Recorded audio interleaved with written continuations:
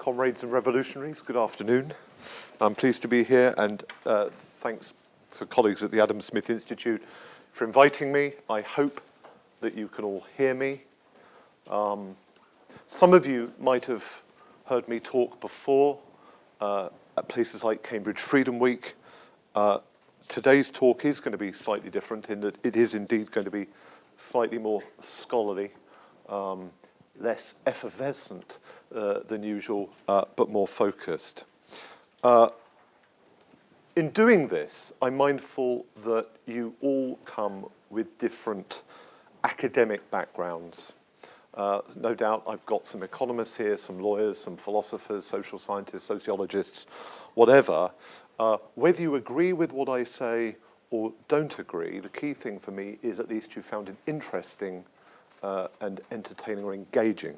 It's always a challenge for speakers when they try to engage such a broad audience. So in attending to the subject at hand, the title of the talk being The Importance of Liberty, for me there are two elements, I guess, for this afternoon. The first is the underlying principles of liberty, liberty as a concept.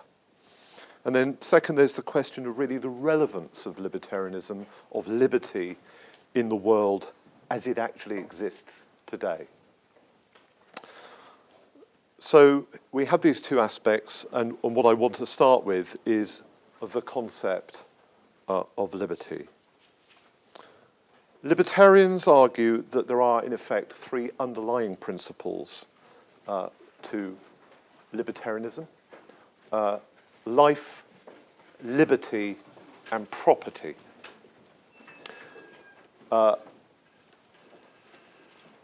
Individuals should have the right to their life. They should have the right to their liberty. They should be able to, they have free will. They should have the ability and the right to make choices. And they should have the right to justly acquired property, which we could call property in the person and property of the person. And this last point is crucial. It is not just that you have the right to the fruits of your labor, the product of your life, your creativity, or whatever. It is that you own yourself. You have property in the person. If I look at the jewelry you're wearing, or earrings that people might have, or a tattoo, or the clothes that you wear, or the food that you take, you own yourself. You have the right to own your own body and to do with it as you will.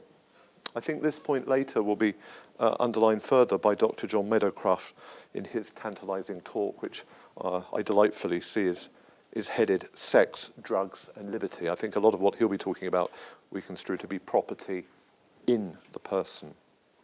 Now, for much of the 20th century, many defenders of liberty sought to promote the ideals of life, liberty, and property, but they did this in overly economistic ways, particularly in the face of Soviet state socialism.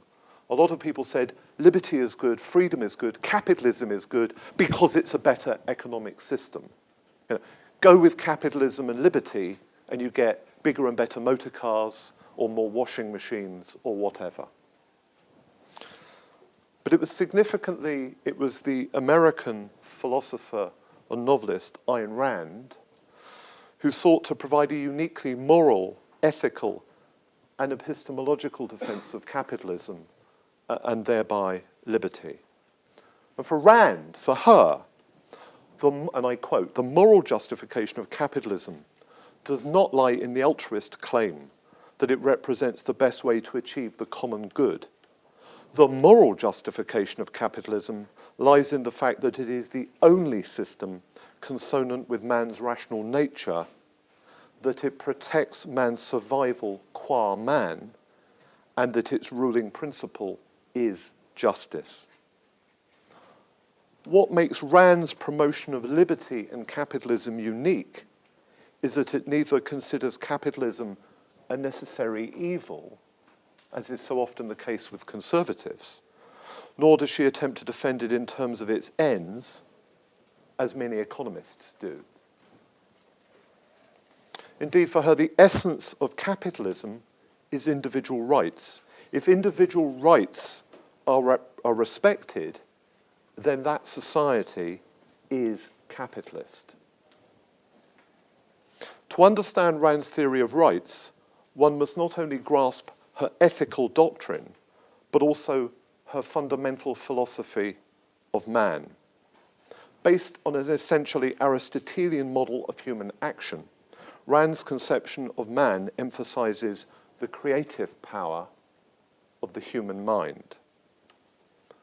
The degree to which one's knowledge increases is argued to be a function of one's ability to effectively solve problems.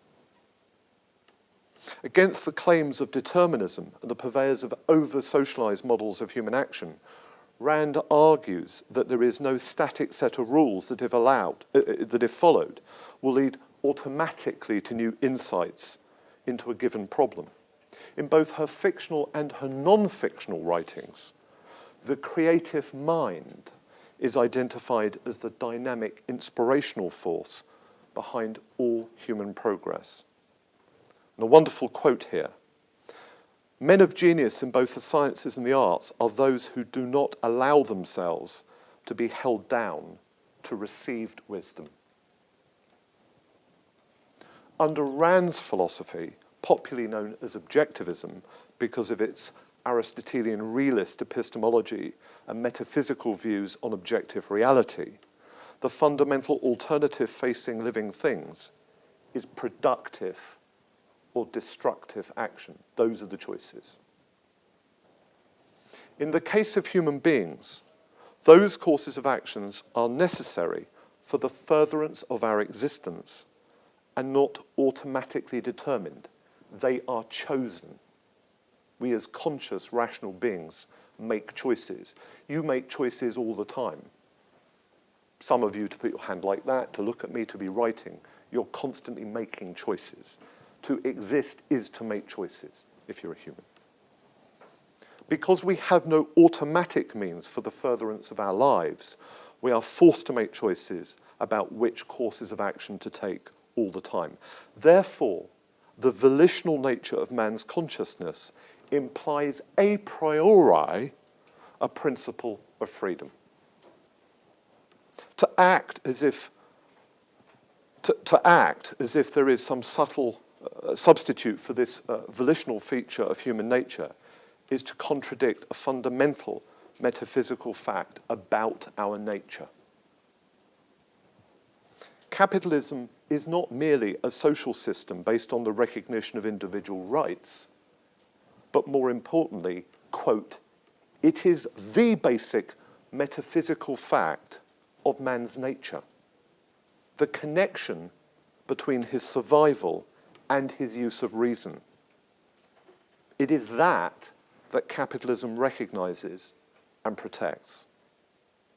Now, Rand defines reason as the ability to conceptualize material provided by the senses. She argues that our very survival requires that we conceptually attend to the empirical world. Ultimately, human choice rests upon whether to direct our full attention to the situations we experience or to base perception on whim.